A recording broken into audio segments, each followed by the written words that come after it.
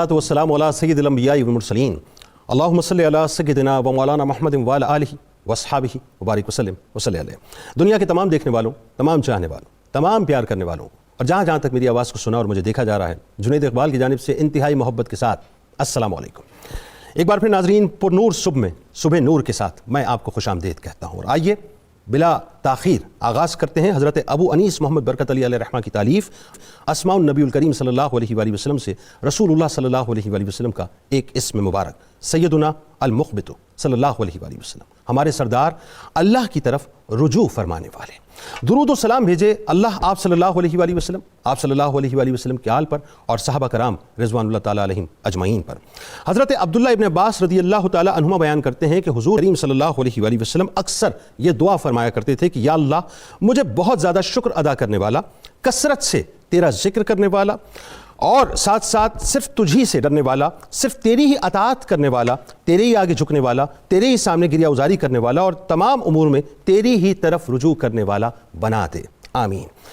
ناظرین کرام، آج ایک ایسی بلند پایہ ہستی کا ہم ذکر کرنے کی سعادت حاصل کر رہے ہیں، ایک ایسی ہستی، ایک ایسی پاک ہستی ناظرین، ایک ایسی بلند مرتبہ ہستی کہ جن کے بارے میں اگر میں کہوں تو غلط نہ ہوگا کہ سلسلہ چشت کی کہکشاں کے آپ انتہائی روشن ستارے، ایک عظیم ستارے ناظرین۔ دنیا آپ کو سلطان المشائق کے نام سے جانتی ہے، دنیا آپ کو محبوب الہی کے نام سے جانتی ہے، آپ کا نام محمد نظام الدین اور دنیا آپ کو خواجہ نظام الدین اولیاء رحمۃ اللہ علیہ کہہ کے پکارتی ہے۔ یعنی جب بھی آپ کا نام آتا ہے، آپ کا نام گرامی آتا ہے تو لوگوں کے سر ادب کے ساتھ، احترام کے ساتھ آپ کی بارگاہ میں جھک جایا کرتے ہیں۔ ایک ایسی ہستی ناظرین کہ بر صغیر پاک و ہند میں سلسلہ چشتیہ کا اگر میں حوالہ دوں تو اس میں خواجہ خواجگان حضرت خواجہ معین الدین چشتی رحمۃ اللہ علیہ، ان کے بعد حضرت قطب الدین اوشی بختیار کاکی رحمۃ اللہ علیہ، ان کے بعد بابا فرید الدین گنج شکر رحمۃ اللہ علیہ، اور ان کے بعد حضرت نظام الدین اولیاء رحمۃ اللہ علیہ ہیں۔ آپ اپنے والد اور اپنی والدہ سے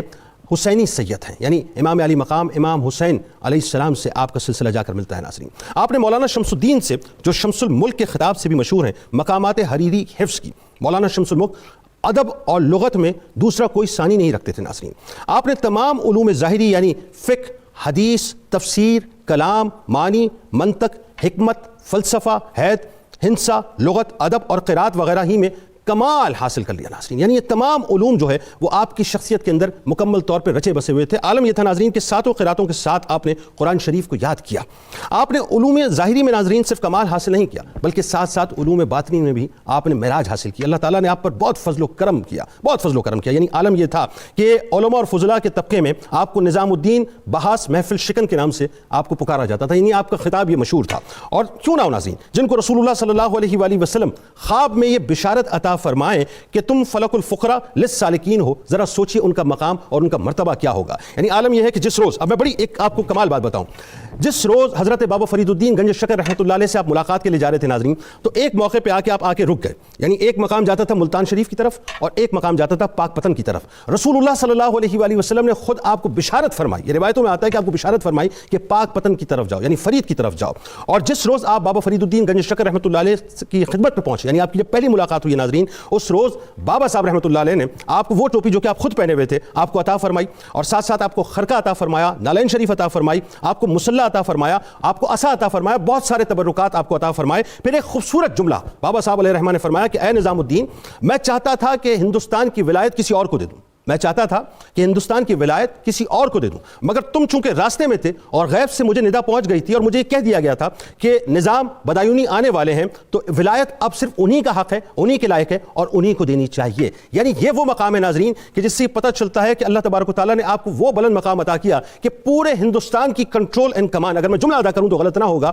یعنی آسان کر کے میں آپ کو بات سمجھاتا ہوں کہ روحانی کنٹرول کمان اس طرح سے عطا کی کہ اگر میں ظاہری طور پہ یوں کہوں، ویسے مثال بنتی نہیں ہے لیکن سمجھانے کے لیے بات عرض کر رہا ہوں کہ ہندوستان کی یوں کہیے کہ روحانی پرائم منسٹرشپ اگر کسی کو عطا کی گئی تو حضرت خواجہ نظام الدین اولیاء رحمۃ اللہ علیہ کو عطا کی گئی ہے۔ محبوب الہی نے ناظرین دو شاہی خاندانوں کے عہد دیکھے، اس میں ایک خاندان غلامان کا عہد تھا اور ایک جو عہد تھا وہ خلجی عہد تھا۔ اب معاملہ یہ تھا آپ کا، دیکھیں جو حق کے راستے پر چلنے والے حق پرست ہوتے ہیں نا ناظرین، جنہیں آپ اولیاء کرام کہتے ہیں، جو تصوف کی دنیا کے مسافر ہوتے ہیں، جو صرف اللہ اور اس کے رسول صلی اللہ علیہ وآلہ وسلم کی عشق کے سمندر کے اندر غوطہ زن ہوتے ہیں، جن پر دنیا کا خوف غالب نہیں ہوتا، کرسیوں کا، طاقتوں کا خوف غالب نہیں ہوتا، وہ پھر پلٹ کے دنیا کو نہیں دیکھتے، وہ کرسی والوں کو نہیں دیکھتے، وہ ایک سمجھتے ہیں تمام باتوں کو۔ ان دونوں ادوار میں ناظرین بادشاہوں نے بہت کوشش کی کسی طرح سے نظام الدین اولیاء رحمۃ اللہ علیہ ان کے دربار میں آئے، ان سے مراسم بڑھائے، ان کے پاس جانے کی کوشش کی، ان سے ملنے کی کوشش کی، ان سے راہ و رسم بڑھانے کی کوشش کی، لیکن نظام الدین اولیاء رحمۃ اللہ علیہ نے ہمیشہ اس طاقت کو اور کرسی کو اپنی ٹھوکروں کے زور کے اوپر رکھا، یعنی کبھی بھی ان کو وقت نہیں دی، وقت صرف اس بات کو دی کہ جو حق ہے، سچ ہے، جو اللہ اور اس کے رسول صلی اللہ علیہ وآلہ وسلم کی بات ہے۔ آج ناظرین کوشش کریں گے، بلکہ سعادت حاصل کرنے کی کوشش کریں گے کہ ہم بھی بس وہ جو نظام الدین اولیاء رحمۃ اللہ علیہ کی بارگاہ میں یوں کہیے کہ اپنی محبتوں کی درخواستیں پیش کرنے والے ہیں، کوشش کریں گے کہ ہم بھی اپنی درخواستیں ان کی بارگاہ میں اس طرح سے پیش کریں کہ اے نظام الدین اولیاء رحمۃ اللہ علیہ، ہم نے بھی آپ کا ذکر کیا ہے، کل بروز محشر اللہ کی بارگاہ میں گواہ بن جائیے گا۔ ہمارے ساتھ اس وقت 3 شخصیات موجود ہیں۔ پہلی شخصیت آپ کے ہمارے سب کے انتہائی قابل احترام ہیں، ممتاز عالم دین ہیں، محترم جناب علامہ محمد احمد برکاتی صاحب۔ دوسری شخصیت آپ کے ہمارے ہم سب کے انتہائی قابل احترام ہیں، ممتاز عالم دین ہیں، محترم جناب پروفیسر عبد القدوس درانی صاحب۔ اور تیسری شخصیت ممتاز اسکالر ہیں، بہت ہی خوبصورت گفتگو کرتے ہیں، جناب ڈاکٹر محمد شاہ کھگا صاحب۔ آپ تینوں کو میں خوش آمدید کہتا ہوں، السلام علیکم۔ کیسے مزاج ہیں جناب؟ خیریت سے؟ آج ظاہر ہے اچھا نظام الدین اولیاء رحمۃ اللہ علیہ کا جب بھی ذکر آتا ہے ایک جمال کا تصور آتا ہے، ایک ٹھنڈک کا تصور آتا ہے۔ آغاز کرتے ہیں نظام الدین اولیاء رحمۃ اللہ علیہ کا جو خاندانی تعارف ہے اور جو ظاہر آپ کا پس منظر ہے اس حوالے سے، تاکہ لوگوں کو ذرا کلیئرٹی آئے کہ جن کا سلسلہ جا کر امام علی مقام امام حسین علیہ السلام سے ملتا ہو، رتبے کے اعتبار سے ظاہر ہے ہم کیا بیان کریں گے، لیکن پھر بھی اس کو یوں سمجھ لیجئے کہ ایک تحدیث نعمت کے لیے جو اپنا حصہ ڈالتے ہیں۔ بسم اللہ الرحمن الرحیم۔ نبی کریم رؤوف الرحیم ختم المرسلین صلی اللہ علیہ وسلم کی نگاہ کرم نے جہاں بہت سے عرب کے بدو لوگوں کو ہدایت کے اوج ثریا بلکہ ان کو بذات خود ہی ہدایت کا ستارہ قرار دے دیا اور دنیا آج تک انہی کے فیوز و برکات سمیٹتی آ رہی ہے، تو جو آقا کریم علیہ السلام کی نگاہ کرم ان لوگوں پر پڑی جو آپ کے جسمانی رشتہ دار نہیں تھے تو ان کو اتنا نوازا ہے، تو جو آپ کے اپنی اولاد پاک ہے ان کے اوپر کتنی عنایات ہوں گی۔ اسی لیے حضور صلی اللہ علیہ وسلم آپ نے جب یہ سلسلہ ہوا، حضرت امام حسن پاک کی ولادت اور حضرت امام علی مقام امام حسین پاک کی ولادت باسعادت ہوئی ہیں، تو سرکار کی تشریف آوری ہوتی تو آپ گھر میں تشریف لائے امام حسن کی بار بھی اور امام حسین کی بار بھی ایک جملہ بولتے تھے، ارونی ابنی، مجھے میرا بیٹا دکھاؤ۔ تو یہ ابنی کا لفظ جو ہے نا، یہ نہیں کہ مجھے میرا نواسہ دکھاؤ بلکہ مجھے میرا بیٹا دکھاؤ، تو یہ آپ نے ان کی آمد کے ساتھ ہی سیدہ فاطمہ الزہرا کی اولاد پاک کی نسبت اپنی طرف کر لی تھی۔ تو انہی کی اولاد امجاد میں سے ہم دیکھتے ہیں کہ 2 برادران تھے جو بخارا شہر کے اندر رشیہ میں وہاں پر وہ تشریف فرما تھے اور ترک سکونت کر کے، ایک کا نام سید علی تھا اور ایک کا نام سید عرب تھا، یہ دونوں بھائی ہجرت کر کے وہاں سے ترک سکونت کر کے آئے، کچھ عرصہ لاہور میں رہنے کے بعد بدایون چلے گئے اور وہاں کچھ عرصہ انہوں نے گزارا، تو پھر ان کی آگے اولادیں ہوئیں، سید عرب جو تھے ان کی بیٹی زلیخا اور جو سید علی تھے ان کے بیٹے تھے سید احمد۔ انہوں نے کہا کہ ہم اپنے بیٹے اور بیٹی کا آپس میں عقد کر دیں، تو حکم یعنی دونوں بھائیوں سے سلسلہ اس طرح سے، یعنی ایک ننیال ہو گیا ایک ددیال ہو، ٹھیک ہے۔ تو ان کا جب نکاح کر دیا گیا تو پھر حضرت زلیخا اور حضرت سید احمد جو تھے ان سے اللہ تعالیٰ نے ایک پیارا اور عظیم المرتبت فرزند عطا کیا جن کا نام رکھا گیا سید محمد، تو ان کا لقب جو ہے وہ نظام الدین ہوا۔ تو نظام الدین یہ لفظ ہے وہ تاریخ کے اندر 2 شخصیات کی طرف منسوب ہے اور دونوں نے ہی کمال کیا، ایک نے ظاہری علوم میں ایک نے باطنی علوم میں۔ ہمارے ہاں ایک ملا نظام الدین تھے جن کا درس نظامی کا سلسلہ چل رہا ہے، تو ایک جو یہ حضرت نظام الدین ہے جو چشتیہ سلسلہ چشتی نظامی چل رہا ہے، لیکن یہاں تو دونوں چیزیں جمع ہو گئی نا، ظاہری علوم بھی جمع ہو گئے، باطنی علوم بھی جمع ہو گئے۔ اب اس کے بعد جب آپ کی ولادت باسعادت ہوئی تو آپ کی والدہ محترمہ انہوں نے ایک خواب دیکھا، جب آپ کی عمر مبارک 5 سال تھی، انہوں نے خواب دیکھا، خواب میں کسی نے پوچھا کہ ایک کو اختیار کرنا پڑے گا، بیٹا اختیار کرتی ہو یا خامد، تو خواب میں ہی انہوں نے عرض کیا کہ میں اپنا بیٹا اختیار کرنا چاہتی ہوں۔ تو جب دن ہوا تو اس وقت کیفیت یہ ہوئی کہ آپ کے خاوند کی پھر طبیعت خراب ہونا شروع ہوئی اور خراب ہوتے ہوتے کچھ ہی وقت گزرا کہ ان کا وصال ہو گیا، وہ اللہ تعالیٰ نے اپنے پاس بلا لیے، جس طرح یہ اختیار خود رسول اللہ صلی اللہ علیہ وسلم کو دیا گیا تھا حضرت ابراہیم اور حضرت امام علی مقام امام حسین پاک کی ولادت پر، وہی اختیار ادھر ہوا۔ یعنی جد سے کیسی مماثلت ہے جی کہ جو آپشن سرکار مدینہ صلی اللہ علیہ وآلہ وسلم کے سامنے آیا وہی آپشن جو ان کے آل کے سامنے آیا۔ تو یہاں پر جو ہے وہ 5 سال کی عمر میں جو آپ نے اپنا سفر علمی بھی شروع کیا شفقت پدری سے محرومی کے بعد، اور والدہ محترمہ نے ان کے اندر ایک غیرت کا مادہ کوٹ کوٹ کے بھر دیا، اور وہ یہ تھا کہ اپنی جو آپ کی والدہ محترمہ کی میکے سے جو مال تھا اس کو قبول نہیں کیا بلکہ اپنے ہاتھ سے سود کاٹ کاٹ کر اس کو بیچتی اور بیچنے کے بعد اس کے پیسوں سے آپ ان کی پرورش کرتی. یعنی یہ ان کی ایک غیرت تھی اس طرح کی کہ میں اپنے ہاتھ کی, جو حضور کا فرمان ہے القاسب حبیب اللہ, اسی درجہ پر آپ فائز ہو رہی تھیں اور آپ نے اپنے فرزند رجمند کی تربیت اور تعلیم کا یہ اہتمام کیا. تو ابتدا میں آپ نے بدایون کے اندر ہی کچھ عرصہ 12 برس کی عمر تک علم حاصل کیا اور اس کے بعد پھر آگے علمی اس حوالے سے ہم بات کرتے ہیں. خاندانی تعارف میں جو کمال بات ہے وہ یہ ہے, اور ظاہر ہے یہ ایک ایسی بات ہے, ایک ایسا امتیاز ہے کہ جو رہتی دنیا تک رہے گا, کہ آپ والد کے حوالے سے بھی اور والدہ کے حوالے سے بھی امام حسین رضی اللہ تعالیٰ عنہ, امام حسین علیہ السلام سے جا کر جو آپ کا سلسلہ مل جاتا ہے. اچھا اب ایک چیز یہ بتائیے کہ خواجہ صاحب کی جو تعلیم اور تربیت ہے اور دہلی میں قیام, کیونکہ بدایون میں تقریباً مطلب یہ میرا خیال ہے شاید 12 برس تک رہے وہ, اور اس کے بعد آپ جو ہے دہلی کی طرف گئے, تو یہ ذرا اس حوالے سے بتائیے تھوڑا سا. بسم اللہ الرحمن الرحیم. جنید صاحب شکریہ آپ کا, اس حسین تذکرے کے اندر آپ نے ہمیں شامل کیا. آپ کا جو ذکر مبارک یقیناً عظیم سعادتوں میں سے ایک عظیم سعادت ہے, اور جہاں تک آپ کے اس علمی اہتمام اور تربیت اور قیام کا تعلق ہے, آپ کی والدہ ماجدہ نے آپ کی جو تربیت کی اور جس انداز سے آپ کی روحانی اور علمی پرورش کی ہے, وہ ہمارے لیے بڑا مینارہ نور ہے. جس طرف محترم ہمارے مفتی صاحب نے ذکر کیا پہلے کہ آپ کی والدہ ماجدہ اپنی ہاتھوں کی کمائی سے محنت کر کے ان کے لیے رزق کا اہتمام کیا کرتی تھی اور ان کی تربیت کا اہتمام کیا کرتی تھی. حالانکہ آپ کے والد اپنے زمانے کے رئیس رہے, مگر شوہر کی وفات کے بعد اور وصال کے بعد آپ کی غیرت نے یہ گوارا نہیں کیا. حالانکہ وہ والد ماجد تھے, مگر چونکہ اب نکاح کے بعد گھر سپریٹ ہو گیا تھا, تو آپ نے پھر وہاں سے لینا قبول نہیں کیا بلکہ ذاتی محنت کی. اور اس کے اندر وہ جو ذاتی تگ و دو اور محنت کرتے تھے, اس کے اندر بعض اوقات ایسا ہوتا تھا کہ ہفتے میں ایک آدھ دن ظاہری طور پر فاقہ آ جایا کرتا تھا. یہ جنید صاحب آپ دیکھیے, جو بڑے لوگ ہوتے ہیں ان کی تربیت کا انداز بھی بہت بڑا ہوتا ہے. وہ جواب میں ان کو یہ نہیں کہتی تھی کہ آج ہمارے پاس کھانے کو کچھ نہیں ہے, یا آج ہم کمزور ہیں, آج فاقہ ہے, بلکہ کیا کہتی تھی کہ آج ہم اللہ تعالیٰ کے مہمان ہیں. اللہ اکبر, اللہ اکبر. یہ ایک روحانی تعلق ہے جو خدا کے ساتھ جوڑا جا رہا ہے. اور وہ جو فرزند ہیں وہ بھی اتنے عظیم المرتبت ہیں کہ جب وہ دن گزر جاتا تھا اور بعد میں کھانا ملنا اور گھر کے معاملات چل پڑتے تھے, تو ان کو انتظار رہتا تھا, پوچھتے تھے امی جان ہم اللہ تعالیٰ کے مہمان کب بنیں گے, ہم اللہ تعالیٰ کے مہمان کب بنیں گے. یعنی وہ ان کے لیے وہ فاقہ کشی حقیقت میں خدا کے ساتھ ربط اور تعلق کا وہ ایک حسین ربط تھا اور مظہر تھا کہ وہ فاقے کے دن بھی ان کے لیے اللہ تعالیٰ کی خصوصی نوازشات کے مظہر بن جایا کرتے تھے. اور مجھے ایسے لگتا ہے جیسا کہ ابھی پیچھے ذکر ہوا کہ چونکہ آل جو سرکار کی ہے, تو سرکار کا جو فیضان ہے وہ قیامت تک حضور کی آل کو اور ساری امت کو مل رہا ہے. اچھا مجھے ایک بات یہ میں چاہتا ہوں اس پہ آپ کامنٹ کیجئے, کیونکہ یہ بات جو آپ نے کہی نا, اس میں ایک بات یہ کہ آپ کا ابتدائی زمانہ جو ہے اس میں ظاہر ہے بہت تنگی میں آپ نے گزارا, جیسے کہ آپ بتا رہے ہیں. اور میں ایک بات ابھی سوچ رہا تھا کہ ایک تو صورتحال یہ ہے کہ آپ کا فخر بھی جو تھا وہ اختیاری تھا, یعنی یہاں پر بھی جو ہے رسول اللہ صلی اللہ علیہ وآلہ وسلم کی سنت پر آپ عمل کرتے تھے. لیکن مجھے وہ قول بابا فرید الدین گنج شکر رحمۃ اللہ علیہ یاد آ رہا ہے کہ آپ نے یہ فرمایا تھا, جو آپ نے دعا دی تھی کہ خدا کرے کہ 70 من نمک روزانہ تمہارے باورچی خانے میں خرچ ہو. یعنی ایک طرف فخر کی انتہائی ہے اور دوسری طرف 70 من نمک. اچھا اب 70 من نمک کا مطلب کیا ہوا؟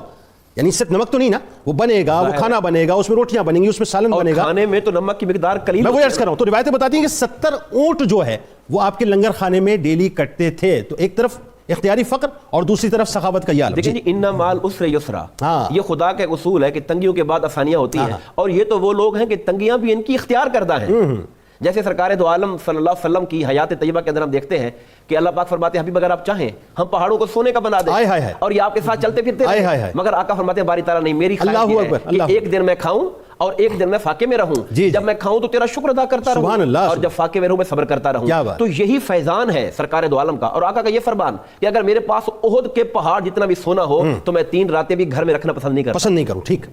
تو یہی وہ چیز تھی جو خواجہ نظام الدین اولیاء رحمۃ اللہ تعالی علیہ کی طبیعت اور ان کی شخصیت کا حصہ تھی کہ گھر کے اندر ابتدا میں گرچہ تربیت کا انداز یہ تھا اور ظاہری طور پہ تنگیوں کا زمانہ گزرا تھا, مگر اس تنگیوں کے زمانے نے آپ کی سخاوت کے دریا کو بڑھایا ہے, کم نہیں ہونے دیا ہے. اور جو فیضان آپ نے اللہ تعالیٰ نے جب کرم نوازی کی اور سلسلہ آپ کے مریدین کا اور آپ کے فیض یافتگان کا چلا اور بڑھتا چلا گیا, تو آپ کے لنگر خانے اور باقاعدہ ایسا انتظام تھا جنید صاحب, میں سمجھتا ہوں کہ یہ جو آپ کا رفائی نظام تھا اس پر باقاعدہ تحقیق ہونی چاہیے سر. یہ کہ آپ نے ایک تقسیم کی ہوئی تھی کہ جو قریب کے لوگ ہیں, شہر کے لوگ ہیں, ان کے لیے روز کی راشن بندی کا انتظام ہے. جو تھوڑے دور والے ہیں ان کے لیے آپ نے ہفتہ وار سسٹم بنایا ہوا ہے. جناب جو اس سے الگ تھوڑے اور شہر کے ان کے لیے ماہانہ 6 ماہی سالانہ ایسے لگتا ہے کہ اللہ تعالیٰ کے خزانوں کا ایک سمندر تھا جو وہاں پر بہتا ہوا چلا جا رہا تھا، اور خدا کی مخلوق کو ان کے در سے روحانی فیض بھی مل رہا تھا، اور حضرت یوسف علیہ السلام کے دربار کی طرح وہاں سے لوگ اپنے خالی اونٹ لے کر آتے تھے اور خزانے بھر کے لے جاتے تھے۔ اس میں ایک بات اور میں چاہتا ہوں ڈاکٹر صاحب، ذرا اس کی ریلیونسی میں ذرا آپ بھی کلام فرماتے ہیں، پھر بات آگے بڑھاتے ہیں کہ ایک چیز اور جو میں سوچ رہا تھا، میں جب پڑھ رہا ہوں خواجہ صاحب کو، اور ظاہر ہے اس میں ایک چیز میں دیکھ رہا ہوں کہ بادشاہ انگشت بدندہ ہوتے تھے، صحیح، جن کے پاس خزانے ہوتے تھے وہ انگشت بدندہ ہوتے تھے کہ ان کے پاس اتنی رقم آتی کہاں سے، صحیح، یہ اتنا لنگر کرتے کیسے، جیسا آپ نے فرمایا یعنی 70 اونٹ ڈیلی کا کٹنا کوئی آسان بات تو نہیں ہے، ڈیلی کا بٹنا کوئی آسان بات تو نہیں ہے، لیکن ایک فیض عام تھا جو چل رہا تھا۔ تو سخاوت کا یہ عالم کہ آپ کے پاس روایتیں بتاتی ہیں کوئی رقم آتی کچھ آتا تو شام نہیں ہوتی تھی، وہی سرکار علیہ السلام کی سنت کہ شام ہوتی تھی تو آپ کو بے چینی ہو جاتی تھی کہ جو کچھ بھی ہے سب دے دیا جائے، یہاں بھی حال کا معاملہ تھا۔ بالکل ایسے دیکھیں بات ہو رہی تھی حضرت خواجہ نظام الدین محبوب الہی علیہ رحمہ کی، دیکھیں کہ حضرت خواجہ نظام الدین ہم نے کی ہے کہ روحانیت کے اس مقام پہ فائز ہیں، لیکن میں یہ آپ کی وہ بات سے پہلے ایک بات کرنا چاہوں گا کہ آپ علم کے کس مقام پہ فائز تھے۔ آپ نے حفظ کیا، حفظ کے بعد علم تفسیر، علم حدیث، علم فقہ، علم منطق، علم تاریخ اور فلکیات پہ آپ کو علوم تامہ اور مروجہ علوم جتنے تھے آپ نے حاصل کیے، اور پھر ان ساری چیزوں سے پہلے مطلب آپ بابا فرید الدین گنج شکر رحمۃ اللہ علیہ سے ملنے سے پہلے آپ ان کے چھوٹے بھائی خواجہ نجیب الدین متوکل علیہ رحمہ جو کہ دہلی میں ہی مقیم تھے، ان سے ملاقاتیں ہوتی،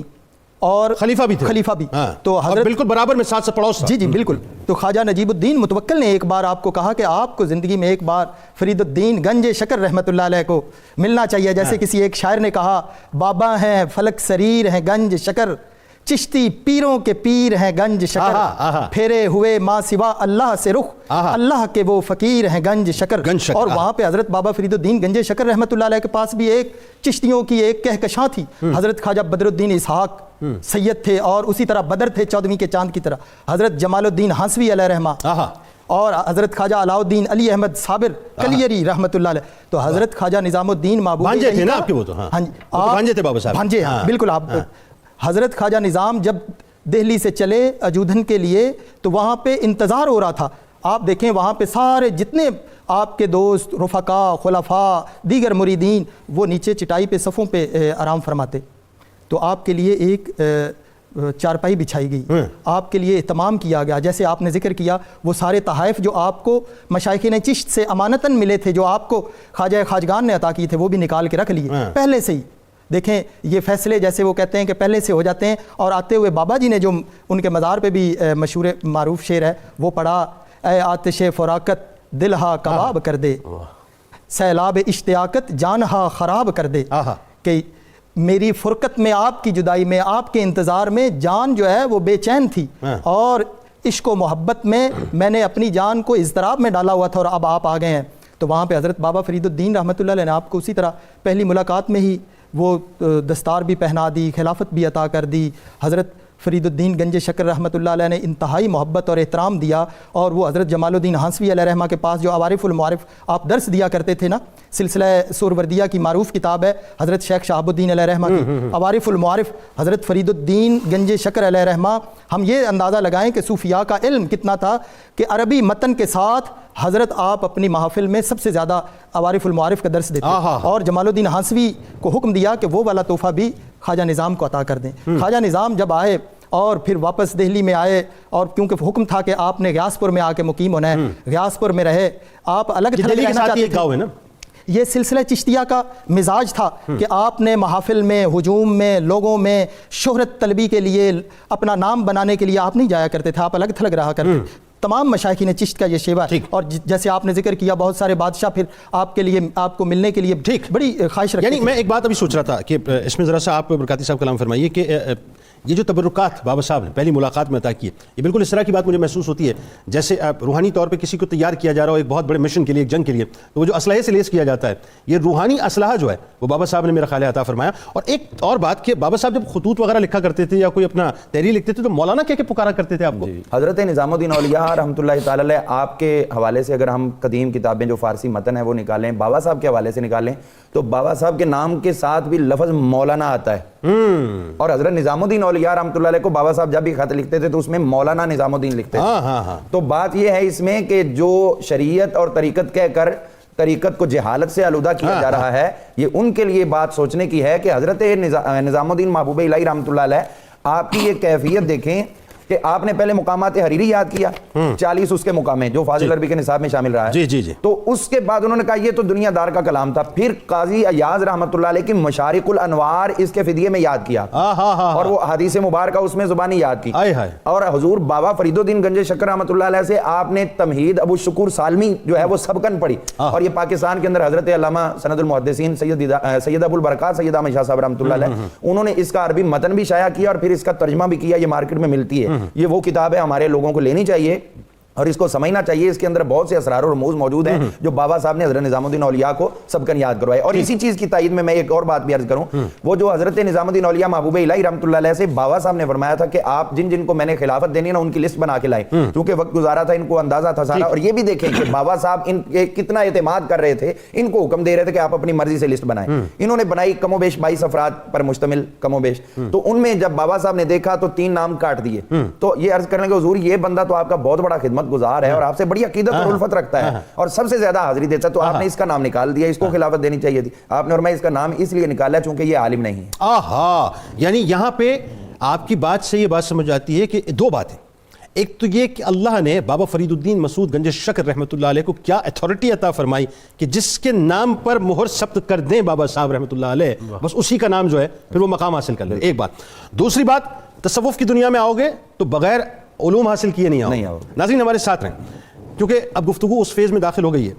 ایک بات جو میں کرنا چاہتا ہوں وہ یہ کہ 7 ماہ تقریباً روایتوں میں ملتا ہے کہ آپ نے ان کی خدمت کی, بابا فرید الدین مسعود گنج شکر رحمۃ اللہ علیہ کی. اور اتنے بڑے ہندوستان کی ظاہر آپ کو خلافت عطا ہو رہی تھی, کتنا بڑا مشن اور کتنا بڑا کام تھا, اس پہ کلام کریں گے. لیکن اس سے پہلے جہاں آل کی بات ہو رہی ہو وہاں رسول کریم صلی اللہ علیہ وآلہ وسلم کی بات کیوں نہ ہو, اور ان کی بات کے لیے تو سب سے بہترین پیمانہ ناظرین درود پاک کا. آئیے مل کے درود پاک سرکار علیہ السلام کی بارگاہ میں پیش کریں. اللہم صلی علی سیدنا و مولانا محمد وعلى سيدنا علي وسيدتنا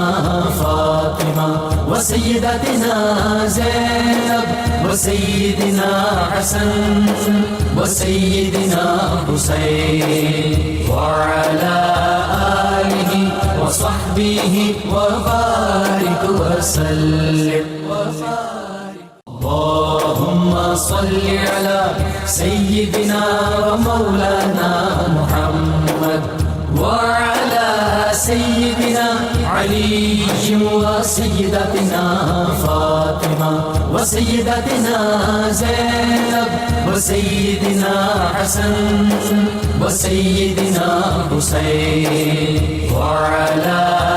آله وصحبه وبارك وسلم. اللهم صل على سيدنا ومولانا محمد. خوش آمدید خواتین و حضرات, ایک بار پھر میں حاضر خدمت ہوں اور آئیے آپ کو لیے چلتے ہیں حضرت نظام الدین اولیاء رحمۃ اللہ علیہ کے اقوال کی جانب کے, جہاں آپ کو محسوس ہوگا کہ آپ نے سمندر کو کوزے کے اندر بند کر کے رکھ دیا. اور کتنی ناظرین اس میں نصیحتیں ہیں, ذرا سنیے. فرماتے ہیں کہ دانا اور عقل مند شخص وہی ہے جو پیش آنے والے سفر یعنی موت کے لیے تیاری کرے اور اپنے ساتھ کچھ توشہ رکھ لے. یعنی موت سے پہلے انسان کو موت کی تیاری کر لینی چاہیے. اس کے بعد فرماتے ہیں کہ عارف کی علامت یہ ہے کہ وہ خاموش رہتا ہے, اگر بات کرتا بھی ہے تو حسب ضرورت کرتا ہے. پھر فرماتے ہیں کہ میں نے ایک بزرگ سے سنا ہے کہ جو شخص اپنے نفس کا عاشق بنتا اس پر خود پسندی, حسد اور خواری عاشق ہو جاتے ہیں. اس کے بعد فرماتے ہیں کہ مرد کا کمال 4 چیزوں سے ظاہر ہوتا ہے: کم کھانا, کم بولنا, کم سونا اور لوگوں سے میل جول کم رکھنا. اس کے بعد فرماتے ہیں کہ ترک دنیا یہ نہیں ہے کہ کوئی اپنے آپ کو برہنہ کر لے, مثلا لنگوٹی باندھ کر بیٹھ جائے. ترک دنیا یہ ہے کہ لباس پہنے اور کھانا کھائے, البتہ جو کچھ آئے اسے خرچ کرتا رہے, جمع نہ کرے, اس سے رغبت نہ رکھے اور دل کو کسی چیز سے نہ لگائے رکھے. اور آخر میں ناظرین ایک اور قول پیش کرتا ہوں. فرماتے ہیں کہ ایک مرتبہ آپ اس طرح سے فرماتے ہیں کہ کل قیامت کے دن کچھ لوگوں کو چوروں کی جماعت کے ساتھ کھڑا کیا جائے گا. یہ لوگ کہیں گے کہ اے رب ذوالجلال, ہم نے تو دنیا میں کوئی چوری نہیں کی تھی, پھر ہمیں چوروں کے ساتھ کیوں کھڑا کیا گیا؟ تو آواز آئے گی, تم نے جمع مردی کا لباس تو پہنا مگر عمل کوئی نہ کیا. آخر یہ لوگ بھی نیک لوگوں کی شفاعت سے نجات پائیں گے. آئیے جناب آغاز کرتے ہیں بات کا وہیں سے, اور بنیادی طور پہ اب اس طرف میں آنا چاہ رہا ہوں کہ جہاں پر حضرت خواجہ صاحب کی عبادت, ان کی ریاضت, ان کا زہد و تقوی, ایک تو آپ نے جو ظاہری علوم میں مقام حاصل کیا اور باطنی علوم میں جتنی آپ نے جد و جہد کی, راتوں کو اللہ کو منانا, اس حوالے سے جنید صاحب بہت اہم پہلو ہے یہ. ہمارے ہاں عام طور پر اولیاء اللہ کا جب ذکر ہوتا ہے تو عمومی طور پہ ہمارا مزاج کرامات کی طرف چلا جاتا ہے. ہاں مگر یہ جو پہلو ہوتا ہے کہ ان کی جو عبادت کا پہلو ہے, ان کی ریاضت و مجاہدات کا جو پہلو ہے, اسے ہمارے ہاں اگنور کر دیا جاتا ہے. اور یہ بات بھی ہمارے ناظرین کے لیے بڑی اہم ہے اور ہم سب کے لیے اہم ہے کہ جہاں ہم بزرگان دین کے مقامات روحانی اور ان کی مشاہدات اور ان کی جو روحانی کیفیات کا ذکر کرتے ہیں, وہاں پر ان کا جو عمل شریعت ہے, ان کا دین پر اور آقا انعامدار علیہ الصلوۃ والسلام کا لائے ہوا جو پیغام ہے, مجھے خواجہ صاحب کے حوالے سے وہ بات یاد آ رہی ہے کہ جب بابا فرید رحمۃ اللہ تعالی علیہ نے ایک دن ایک کیف کی کیفیت میں آ کے پوچھا کہ نظام ہم سے کچھ مانگنا ہے تو مانگو, تو آپ نے جواب میں جانتے ہیں کیا مانگا؟ آپ نے کہا مجھے استقامت عطا کیجیے. اللہ اللہ اللہ. اور یہ استقامت کیا ہے؟ استقامت یہ ہے کہ آقا کریم علیہ الصلوۃ والسلام کی حیات طیبہ کی جو کامل اتباع ہے, یہ استقامت ہے. اور وہ کرامت سے بڑی کرامت ہے, اور وہ کرامتوں سے بڑی کرامت ہے. الاستقامت فوق الکرامہ, کہ جو شریعت محمدی علی صاحب الصلاۃ والتسلیمات کے اوپر ڈٹے رہنا, آقا کی سنت مطہرہ کی پیروی کرنا. دین کے اندر فرائض و واجبات تو ہیں ہی ہیں, ان کے ساتھ سنن مؤکدہ, غیر مؤکدہ, مستحبات اور ترجیحات دین کو اپنی زندگی کی ترجیح اول میں رکھنا, یہ حقیقت میں استقامت ہوتی ہے. یعنی وہی بات ہے نا کہ خاتون کسی شخص کو سمندر پہ چلتا کیوں نہ دیکھو, یا ہوا میں اڑتا کیوں نہ دیکھو, اس وقت تک اس پر ایمان مت لانا جب تک کہ زمین پر اس کو شریعت کا پابند نہ دیکھو. یہ چیزیں تو استدراج ہو سکتی ہیں. حضرت موسیٰ علیہ السلام کے زمانے کے اندر جادوگروں نے فرعون کے کہنے پر حالات کفر کے اندر ایسے شبہات دکھائے تھے. تو میں یہ عرض کر رہا ہوں کہ حقیقت میں انہوں نے جو مانگا, جو ڈیمانڈ کی, طلب کی, وہ استقامت مانگی. اور استقامت نام ہی شریعت کے ہر حکم پر عمل کرنے کا نام. اور پھر آپ نے اس کے لیے نہ صرف خود, جیسا کہ پیچھے ذکر ہوا کہ آپ کے پیر و مرشد نے خود آپ کو کتابیں پڑھائی بیٹھ کر, علم دین پڑھایا آپ کو, اور یہی کام آپ نے اپنے مریدین کے ساتھ کیا. آپ نے ان کو دین پر عمل کے حوالے سے اور عبادات کا شوق دلانے کے لیے آپ نے اپنے مریدین کو خود اپنی ذات کا نمونہ بھی پیش کیا, شب زندہ دار ہو کر, راتوں کی عبادات کے ذریعے, نوافل اور تہجد کی جو ایک مواظبت ہے اور اس کے اوپر جو استقامت اور دوام ہے, اس اعتبار سے بھی آپ نے مریدین کو پیغام دیا. اور ساتھ ساتھ ان کا بزرگوں کی کتابوں سے تعلق جوڑا. مورخین کہتے ہیں جس طریقے سے ایک وقت ایک بندہ گزرتا ہے تو اس کے اثرات ہوتے ہیں معاشرے کے اوپر. جس زمانے میں آپ تھے, اس زمانے میں عام سطح کا آدمی بھی عوارف المعارف کی بات کرتا تھا. آپ چلے تھے اپنے پیر و مرشد کے پاس سے, تو آپ نے عرض کیا تھا کہ جی میں تو درسی بندہ ہوں, علم پڑھانے والا بندہ ہوں, تو کیا میں اس کو جاری رکھوں؟ انہوں نے کہا ہاں, دین علم سکھانے کا نام ہے, منع نہیں فرمایا, آپ اسے جاری رکھیے. مگر اگلی بات یہ ہے کہ جو چیز غالب ہو جائے گی وہ مغلوب کو خود بخود نیچے کرے. اور یہ کیفیات مشاہدہ اور عشق و مستی کی کیفیات ہیں جو آپ پر غالب ہوئیں, اور پھر آپ نے اپنے مریدین کے اندر اس کو آگے منتقل کیا, اور آپ کے روحانی تصرفات کے اندر پھر پوری امت نے آج. اچھا, میں اس کو اس طرح سے دیکھتا ہوں, may be I am wrong doctor صاحب, لیکن میں چاہتا ہوں اس میں آپ دو باتیں اس میں اس ریلیونسی میں. ایک تو یہ کہ خواجہ صاحب کا جو شجرہ طریقت ہے اس پہ کلام فرمائیے, اور خاص طور پہ جو ان کے خلفاء ہیں, ان کے مریدین ہیں, اس حوالے سے بھی بتائیے. لیکن اس سے پہلے جو بات ہے, مجھے ایسا لگتا ہے کہ بابا فرید الدین مسعود گنج شکر رحمۃ اللہ علیہ, اور میرا خیال ہے اس بارے میں غلط بھی نہیں ہوں, کہ آپ ایک یونیورسٹی ہیں جس میں آپ کو مختلف علوم نظر آئیں گے. آپ کو دنیاوی علوم بھی نظر آئیں گے, دینی علوم بھی نظر آئیں گے, لوگوں کی جو خدمت بھی نظر آئے گی, لوگوں کی جو داد رسی بھی نظر آئے گی. یعنی ملٹی ڈائمینشنل اگر آپ کہیں کام, تو وہ بابا صاحب کی یونیورسٹی میں ہوتے تھے. اس کی ایکسٹینشن مجھے نظر آتی ہے نظام الدین اولیاء رحمۃ اللہ علیہ کے یہاں. بالکل, مطلب اس میں کوئی دوسری رائے, میرا خیال مجھے ایسا لگتا ہے کہ فیز 1 بابا فرید الدین مسعود گنج شکر رحمۃ اللہ علیہ, اور فیز 2 اس کا اگر آپ کہیں تو نظام الدین اولیاء رحمۃ اللہ. بلا شبہ اسی بات کو دیکھیں. حضرت خواجہ فرید الدین گنج شکر علیہ رحمہ کو جب دستار پہنائی گئی, خواجہ قطب الدین بختیار کاکی علیہ رحمہ, حضرت خواجہ اجمیر, خواجہ خواجگان, دونوں مشائخین نے اور دونوں سید حضرت فرید الدین کے سر پہ دستار باندھی, تو کہا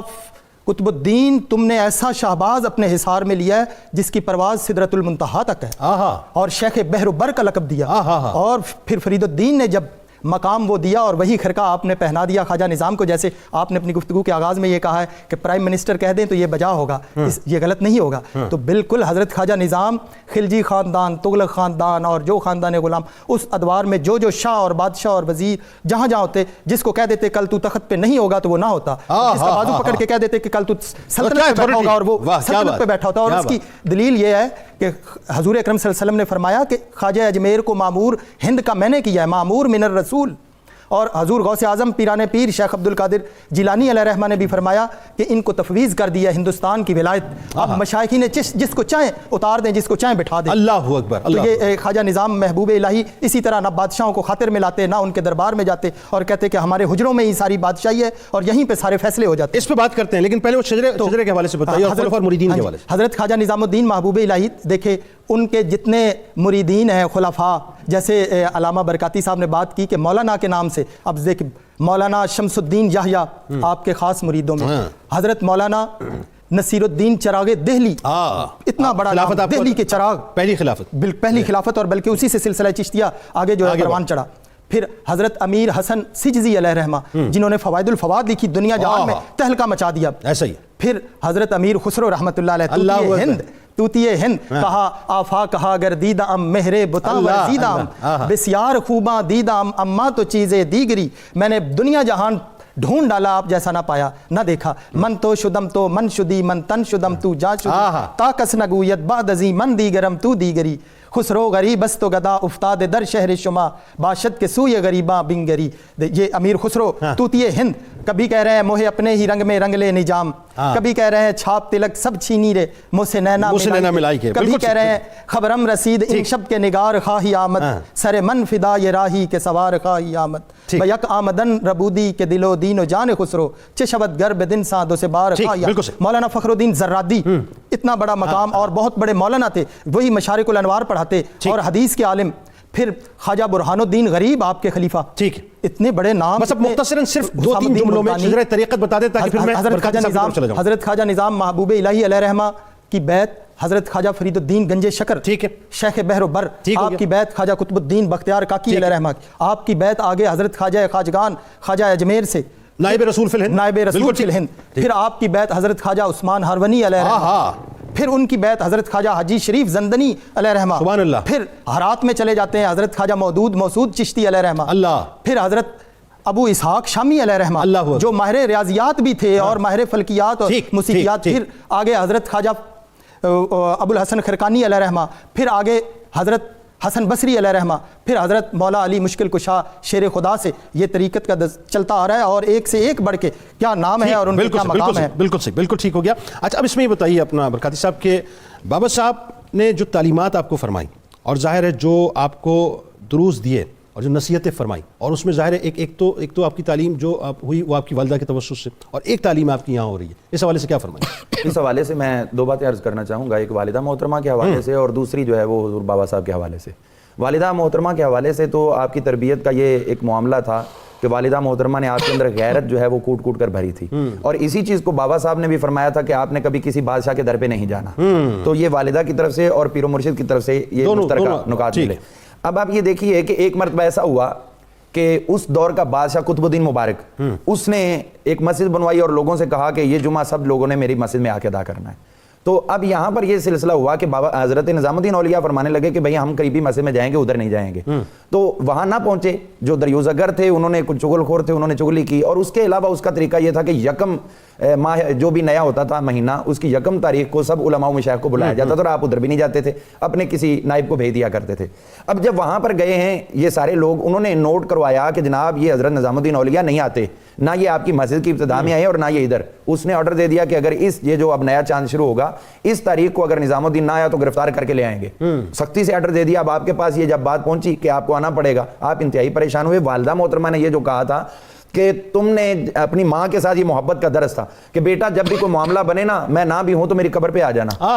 وہاں آ کے تم اپنی عرض کرنا، میں اللہ تعالیٰ کے حضور وہیں سے عرض کروں. آپ اب والدہ محترمہ کی قبر پہ گئے اور جنید صاحب سوچنے کا یہ مقام ہے کہ ادھر تو کوئی عام سا کوئی سرکاری آفیسر کسی کو بلا لے وہ دوڑتا ہوا چلا جاتا ہے، اور ان کو بادشاہ وقت بلا رہا ہے اور اس پہ جو ہے وہ آپ پریشان ہو رہے ہیں کہ یہ مجھے بادشاہ نے بلایا کیوں ہے، حالانکہ اس نے تو کچھ انعام و اکرام ہی دینے تھے. لیکن اس کے باوجود آپ گئے کہاں پہ؟ والدہ محترمہ کی قبر انور پر. وہاں جا کے رو کے ماں سے التجا کی، ماں وہ جو وعدے کیے تھے نا غیرت والے، وہ تو نے اپنے باپ سے نہیں لیا، تو میں اس کے پاس کیوں جاؤں گا؟ تو یہ اس بات پہ آ کے آپ اتنا روئے، پریشان ہوئے. والدہ محترمہ کی طرف سے آپ کو روحانی تسکین ہوئی، واپس آ گئے. لوگوں نے کہا حضرت اب پہلی تاریخ آ رہی، کچھ کر لیں. فرمایا سن لو، میں نے ماں سے کہہ دیا ہے کہ یہ یکم تاریخ سے پہلے بادشاہ اپنی سیٹ پہ نہیں ہونا چاہیے.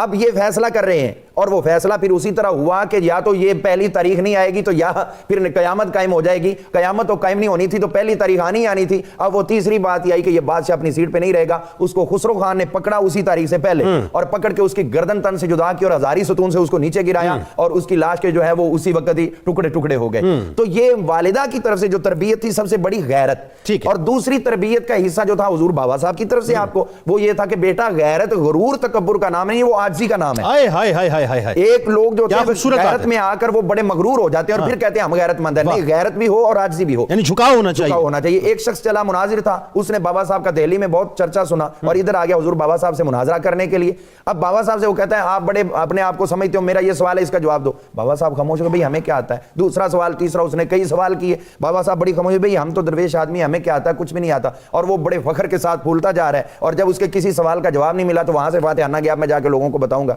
حضرت نظام الدین یہاں موجود تھے، انہوں نے دیکھا کہ میرے پیر و مرشد کے بارے میں اتنی غلط سوچ لے کے جا رہا ہے، دوڑ کے پیچھے گئے اور جا کے اس کو روکا، وہ اپنے عجودن سے نکل چکا تھا پاک پتن شریف سے، آپ نے اس کو روکا، فرمایا سن، اب یہ نہیں کہ بات میں نے تمہیں پیچھے سے یاد کر کے، تیرے سوال بھی مجھے سارے یاد ہیں اور ان کے جواب بھی سن، ایک سوال اس کا خود بولنے اور پھر جواب دیں، پھر سوال جیسے جیسے جواب ملتے جائیں۔ اور میں میرے پیر و مرشد تو کسی وجہ سے خاموش تھے اور تو اتنا مغرور ہو کے دہلی میں جا کے ان کی شہرت کو داغدار کرے گا۔ اب وہ جو بھولا جا رہا تھا، خوشی خوشی جا رہا تھا کہ میں نے بابا صاحب کو زیر کر لیا، اب وہ اتنا ہی پریشان ہو گیا کہ انہوں نے پتہ نہیں کہ جواب نہیں دیے اور انہوں نے اتنی وضاحت سے دے دی۔ آپ خوش خوش واپس آئے، حضور بابا صاحب سے عرض کی جناب وہ جو آپ کے سامنے اس طرح کھڑا ہوا تھا نا، میں نے آپ کا وہ پورا بدلہ لے لیا۔ اب حضور بابا صاحب نے فرمایا تم نے کیا کیا؟ انہوں نے کہا جی میں نے اس کے سوال بھی بتا دیے، جواب بھی بتایا۔ فرمایا بہت برا کیا، یہ تو نے بہت برا کیا۔ انہوں نے کہا حضرت انہوں نے آپ پہ اعتراض کیا تھا اور میں کیسے برداشت کرتا؟ فرمایا یار ہوتا کیا تھا، اتنا لمبا سفر کر کے آیا تھا اور سارے رستے خوشی خوشی واپس جاتا، میرا کیا کم ہو جاتا؟ اس لیے یہ تم نے غلط کیا ہے، اب جاؤ اس کو منا کے لاؤ۔ حضور بابا فرید الدین کے حکم پر حضرت نظام الدین اولیاء پیچھے دوڑ کر گئے اور اس کو جا کے روکا اور کہنے لگے یار اس کی منت سماجت کی، وہ پریشان تھا، میں تو ذلیل ہو گیا، لیکن اب آپ اس کو کہہ رہے ہیں کہ بھائی چلو واپس حضور بابا صاحب سے جا کے کہو کہ تم مجھ سے راضی ہو گئے، اگر تم مجھ سے راضی نہ ہوئے تو میرے پیر مجھ سے راضی نہیں ہوگے۔ تو یہ بات اس کی منت سماجت کر کے لائے اور لا کر اس کو پیش کیا، پھر وہ خوش ہوا اور آپ کے قدموں پر گر کر وہ آپ کا بیعت ہو گیا حضور بابا صاحب کا۔ لیکن یہاں پر یہ بتا دیا کہ ہم جو خاموشی رکھے تو وہ بھی عاجزی ہوتی ہے، مخلوق خدا کو خوشی فراہم کرنا یہ تربیت۔ بالکل ٹھیک ہے، بالکل ٹھیک۔ اچھا اب اس میں ایک بات اور یہ بتائیے کہ خواجہ نظام الدین اولیاء رحمۃ اللہ علیہ نے جو سلسلہ چشت کا کام کیا ہے، سلسلہ چشت کا کام پورے ہندوستان میں، ویسے تو ظاہر ہے پوری دنیا میں نظر آتا ہے، لیکن جس تحریکی انداز میں سلسلہ چشت نے اپنے آپ کو پھیلایا اور خاص طور پہ خواجہ نظام الدین اولیاء رحمۃ اللہ علیہ کے دور میں، بابا فرید الدین مسعود گنج شکر رحمۃ اللہ علیہ کے دور میں، اس سلسلے کو آپ اس حوالے سے کیسے دیکھتے ہیں؟ گزارش یہ ہے کہ آپ کی جو تعلیمات ہیں اور سلسلہ چشت کی اوورال جو پیغام خواجہ معین الدین چشتی اجمیری رحمۃ اللہ تعالیٰ علیہ کی طرف سے اور پھر آگے سلسلہ وار آگے چلتا آیا، اسی مشن کو لے کر آپ نے بھرپور طریقے کے ساتھ اس پیغام کو پورے ہندوستان تک پھیلانے کی کوشش کی، اپنے خلفاء کے ذریعے، اپنے مریدین کے ذریعے، اور وہ جو علم کا، معرفت کا، طریقت کا، محبت کا، ذوق و مستی کا جو رستہ تھا، اسی تسلسل کو آپ نے آگے بڑھایا۔ میں جنید صاحب آپ کی اجازت سے ایک چیز جو ان کے اس کیفیت اور حال کی طرف اشارہ کرتی ہے، جس سے آگے اس سلسلے کی جو چاشنی ہے وہ جو آگے چلتی ہے، اس طرف اشارہ کروں گا۔ آپ کے جب حیات ظاہری کے آخری دن اور لمحات تھے تو آپ کی خدمت میں مچھلی کا شوربہ پیش کیا گیا، تو کہا گیا کہ یہ مچھلی آپ تناول فرمائیں یا شوربہ آپ پئیں، تو آپ نے جواب میں کہا کہ مچھلی کو واپس چلتے ہوئے پانی میں چھوڑ دو، چونکہ مچھلی پانی سے نکلی ہے اور اسے واپس پانی میں جانے کی طلب اور لگن ہوتی ہے۔ اور کیا معرفت کا جملہ ہے! اسی طرح میں اپنے رب کی بارگاہ کی طرف جانا چاہتا ہوں۔ کیا معرفت کا جملہ ہے! یہ ذوق اور شوق اور معرفت کا وہ جو ایک سمندر تھا آپ کے دل کے اندر، آپ نے اپنے سلسلے کے لوگوں تک یہ پیغام دم آخر بھی اس کیفیت کے ساتھ پہنچایا ان کو۔ اور جب خواجہ رکن الدین سہروردی رحمۃ اللہ تعالی علیہ نے آپ سے یہ کہا کہ حضرت اللہ تعالیٰ کے جو محبوب بندے ہوتے ہیں، اللہ تعالیٰ ان کو اختیار دیتا ہے کہ وہ چاہیں تو اس دنیا میں رہنا اختیار کر لیں اور چاہیں تو اللہ کے پیغام کو قبول کریں اور ملاقات الہی کے لیے آگے تشریف لے جائیں، تو آپ بھی اللہ کے محبوب ہیں، آپ کا تو لقب بھی محبوب الہی کا ہے، تو آپ کیوں نہیں اس اختیار کو استعمال کرتے؟ تو آپ نے فرمایا میں نے ابھی پچھلی ہی رات کو سرکار دو عالم صلی اللہ علیہ وسلم کو اپنے خواب میں دیکھا ہے اور سرکار میں نظام ہم تمہارا انتظار کر رہے ہیں، جہاں آقا انتظار کر رہے ہوں وہاں کیسے ممکن ہے کہ میں دنیا کو اختیار کرنے کی کوشش کروں؟ ڈاکٹر صاحب ایک بات یہ بتائیے، وہ جو دور ہے اس دور میں ظاہر کنورژنز ہو رہی تھیں، غیر مسلم مسلمان ہو رہے تھے، مسلمان بھی موجود تھے، وہاں پہ ایک ظاہر ایک چو مکھی کا ایک یوں سمجھ لیجئے کہ کھیل تھا، ایک میدان سجا ہوا تھا اور ایک بہت بڑا کام تھا جو کہ سر انجام دینا تھا، چونکہ ہندوستان کی خلافت عطا ہوئی تھی۔ میں بار بار جب اس تصور کو سوچتا ہوں تو میں سوچتا ہوں کتنی بڑی ذمہ داری عطا کی، کتنی بڑی ذمہ داری، لیکن غیر مسلم بھی آپ کی بارگاہ میں آتے تھے بالکل اور آپ سے فیض لیتے تھے، اور چونکہ ظاہر کیوں نہ لے، کیونکہ خواجہ معین الدین چشتی رحمۃ اللہ علیہ کا رنگ موجود ہے، چشتیہ رنگ ہے، تو چشتیہ رنگ نے خواجہ نظام الدین اولیاء رحمۃ اللہ علیہ کی صورت میں جس انداز سے اپنے رنگ میں رنگا غیر مسلموں کو بھی، یہ بھی تاریخ کا ایک حصہ ہے۔ بالکل جی، یہ دیکھیں اس میں ساروں سے زیادہ یہ چیز آتی ہے کہ خلق رسول صلی اللہ علیہ وسلم، حضرت خواجہ نظام الدین محبوب الہی اس قدر لوگوں کے ساتھ خلیق تھے اور اتنی محبت فرماتے کہ جتنے مذاہب والے آپ کے پاس آ جاتے دیگر کیونکہ ہندوستان تھا. اور آپ ایک بار تجھ کے جہانگیری میں لکھا ہوا ہے، وہ کہتے ہیں کہ حضرت خواجہ نظام چھت پہ، دہلی کی چھت پہ چڑھے ہوئے اور دیکھ رہے ہیں ادھر مسجد سے اذان آ رہی ہے، ادھر مندروں میں گھنٹی بج رہی ہے اور ادھر چرچ میں جو ہے وہ گھنٹیاں بج رہی ہیں. تو آپ نے اپنے ہی خاص مرید کا وہ شعر پڑھا حضرت امیر حسن سجزی کا، ہر قوم راست راہ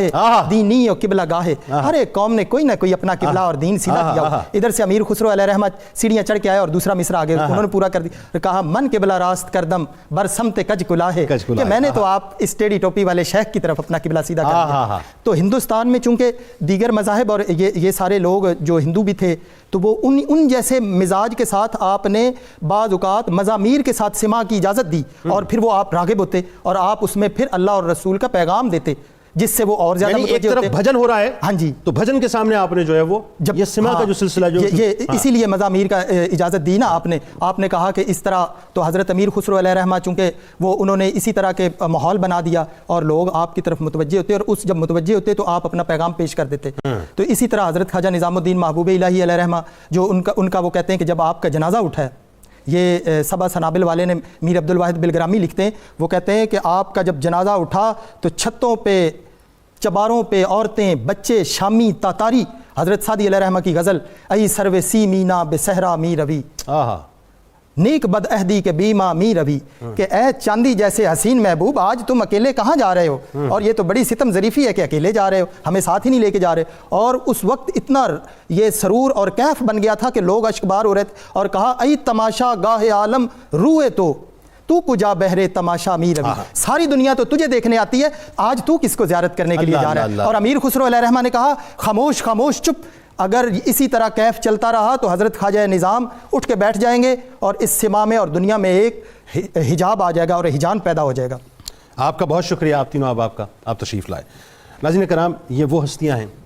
جن کا ذکر تو ہم کرتے ہیں، لیکن اگر ان کے ذکر کے حق ادا کرنے کی بات کریں تو ہم حق ادا نہیں کر سکتے. بہت عظیم الشان کام ہے ان کے، بہت عظیم الشان. آج جو ہندوستان میں آپ کو، یہ خاص طور پر بر صغیر پاک و ہند کی جب ہم بات کرتے تھے ناظرین، اس میں جو اسلام آپ کو نظر آتا ہے نا، یہ اسلام انہی کا فیضان ہے. آج جو پاکستان کے اندر لا الہ الا اللہ محمد رسول اللہ صلی اللہ علیہ وآلہ وسلم کی صدائیں بلند ہوتی ہیں نا ناظرین،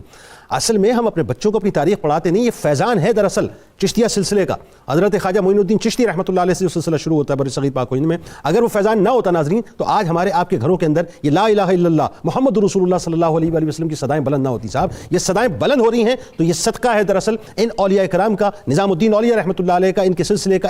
ان کی طرح کے صوفیہ کا، کہ جن کی وجہ سے اللہ تعالیٰ نے آج ہمارے گھروں پر اپنا خصوصی فضل و کرم رکھا ہے. آئیے کتاب الشفا کی جانب چلتے ہیں اور آج آپ کے سامنے دعاؤں کی قبولیت کا وظیفہ پیش کرتے ہیں. ہر پیر کی شب غسل کر کے ناظرین اپنا چہرہ آسمان کی طرف کر کے 141 بار اللہ تعالیٰ کا اسم مبارک یا متعالی پڑھ کر جو دعا مانگی جائے انشاءاللہ قبول ہو جائے گی. بس اول و آخر درود پاک ضرور پڑھیے. حضرت خواجہ نظام الدین اولیاء رحمۃ اللہ علیہ کا قول مبارک ہے کہ مرد کا کمال 4 چیزوں سے ظاہر ہوتا ہے: کم کھانا، کم بولنا، کم سونا اور لوگوں سے میل جول کم رکھنا. اگر ابھی تک آپ نے ٹویٹر اکاؤنٹ پہ ہمیں فالو نہیں کیا تو فالو کر لیجیے. اگر فیس بک پیج پہ ابھی تک آپ نے ہمیں لائک نہیں کیا تو لائک کر لیجیے. اور اگر یوٹیوب چینل کو ابھی تک سبسکرائب نہیں کیا تو کر کے بیل آئیکن کو ضرور کلک کر لیجیے. اور آئیے جناب، موقع ہے اس وقت پاکستان کا نعرہ لگانے کا. آپ ٹیلی ویژن اسکرین کے اس طرف موجود ہیں، مجھے یقین ہے کہ آپ دل کی جو عطا گہرائیوں ہیں ان کے ساتھ مل کر ہمارے ساتھ نعرہ لگائیں گے. اور میرے اسکالرز بھی یہاں پر موجود ہیں، کیونکہ یہ نعرہ ناظرین صرف نعرہ نہیں ہے بلکہ میں ایک جملہ کہتا ہوں، یہ 2 قومی نظریہ ہے، یہ پاکستان کی اساس ہے، یہ پاکستان کی بنیاد ہے، یہ ہم سب کی آواز ہے. پاکستان کا مطلب کیا؟ لا الہ الا اللہ محمد رسول اللہ صلی اللہ علیہ وآلہ وسلم. اس دعا، اس امید، اس یقین کے ساتھ اجازت دیں کہ اللہ تبارک و تعالیٰ آپ کا، ہمارا، ہم سب کا حامی و ناصر. اللہ حافظ. اللهم صل على سيدنا ومولانا محمد وعلى سيدنا علي وسيدتنا فاطمة وسيدتنا زينب وسيدنا حسن وسيدنا حسين وعلى آله وصحبه وبارك وسلم.